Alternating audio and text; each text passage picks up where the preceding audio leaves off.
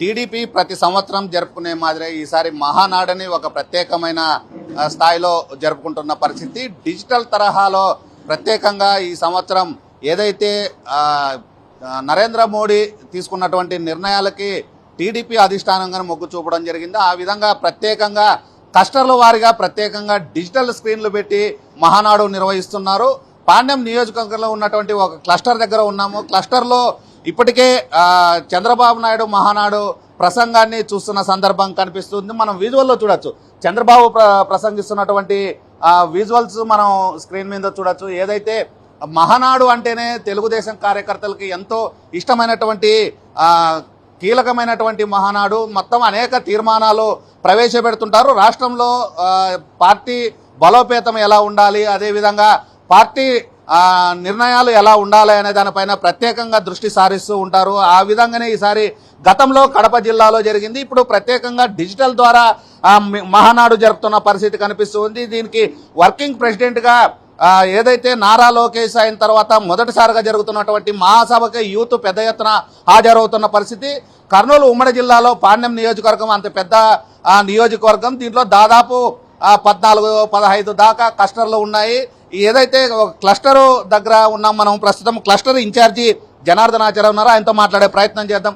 ఈరోజు రాష్ట్రంలోనే ఒక మహానాడు అంటే ఒక ప్రత్యేకత, టీడీపీకి ఒక పండగ వాతావరణం. మరి ఈసారి ఎక్కడ లేకుండా డిజిటల్ ద్వారా నిర్వహిస్తున్నారు. దీన్ని ఎట్లా చూస్తున్నారు? యూత్ ఎట్లా దీనికి రెస్పాండ్ అవుతుంది? ఈ మహానాడు పండగ ఎప్పుడు ఒక చోట జరిగేది.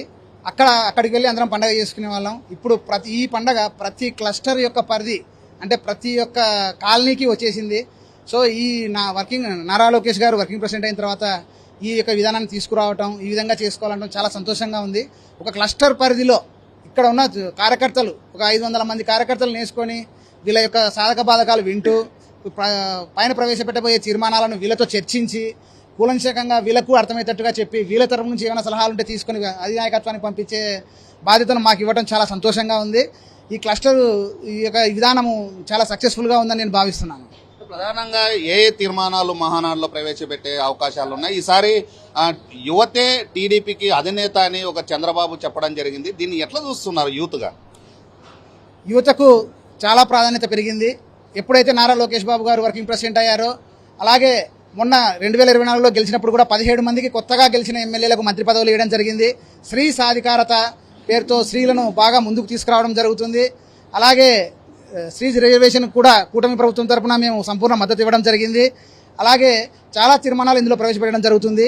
అవన్నీ ప్రజలకు ఎంతో ఉపయోగపడతాయని భావిస్తున్నాం. అంటే పార్టీ క్యాడర్ని కింది స్థాయిలోనే ఒక ప్రతిష్టాత్మకంగా ఒక నాయకత్వాన్ని తయారు చేయాలనేది ఇప్పటికే నారా లోకేష్ చెప్పడం జరిగింది. ఎవరైనా కానీ పార్టీకి వ్యతిరేకంగా పనిచేస్తే ఖచ్చితంగా కఠిన చర్యలు తీసుకుంటామని చెప్తున్నారు. మరి ఎట్లుంది పరిస్థితి? ఎట్లా ఉండబోతుంది?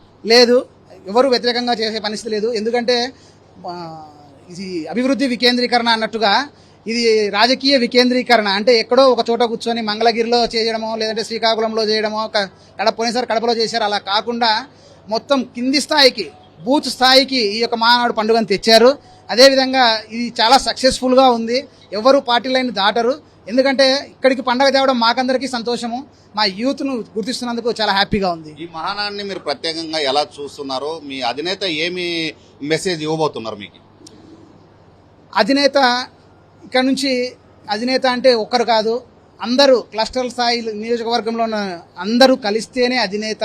తెలుగుదేశంలో సపరేట్గా అధినేత ఉండరు అనే సమాచారాన్ని మాకు అందిస్తున్నారు. ఏదైతే కర్నూలు ఉమ్మడి జిల్లాలో తీసుకుంటే పెద్ద ఎత్తున మహానాడుకి క్యాడర్ కదలడం జరిగింది. పండగ వాతావరణంలోనే ఈ మహానాడు జరుగుతుంది. కార్యకర్త అధినేత అనే పిలుపు చంద్రబాబు ఇవ్వడంతో తమకు ఎంతో ఉత్సాహాన్ని ఇస్తుంది. మహానాడు ప్రత్యేకంగా కింది స్థాయిలోన తీసుకురావడం హర్షించదగ్గ విషయము. ఇది స్వాగతిస్తున్నారు యువత కానీ, అదేవిధంగా గ్రామీణ ప్రాంతాల్లో ఉన్నట్టు గ్రామ అధ్యక్షుని వరకు ఈ డిజిటల్ ద్వారా మహానాడు వెళ్లడంతో క్యాడర్లో కానీ పునరుత్తేజం వస్తుంది. అదేవిధంగా పార్టీ బలోపేతానికి ఇది ఒక కీలకమైన పరిణామము. ప్రతి నియోజకవర్గంలో ప్రతి క్లస్టర్ ఆధ్వర్యంలో దాదాపు 500-600 మంది క్యాడర్ పాల్గొంటుంది. ఏదైతే చంద్రబాబు పిలుపిస్తున్నాడో ఆ పిలుపుని, ఏదైతే తీర్మానాలు చేస్తున్నారో ఆ తీర్మానాలని ఖచ్చితంగా మరింత ముందుకు తీసుకువెళ్లేందుకు ఉపయోగపడుతుంది. అదేవిధంగా రాబోయే స్థానిక సంస్థల ఎన్నికల్లో క్యాడర్ను కానీ మరింత ఉత్సాహభరితంగా తీసుకువెళ్లేందుకు ఈ మహానాడు ఉపయోగపడుతుంది అనేది కర్నూలు ఉమ్మడి జిల్లా నేతలు చెబుతున్నారు. ఇది మహానాడుకు సంబంధించిన తాజా పరిస్థితి. కెమెరామెన్ రమేష్తో టీజీ ప్రసాద్, 10 టీవీ, కర్నూలు జిల్లా.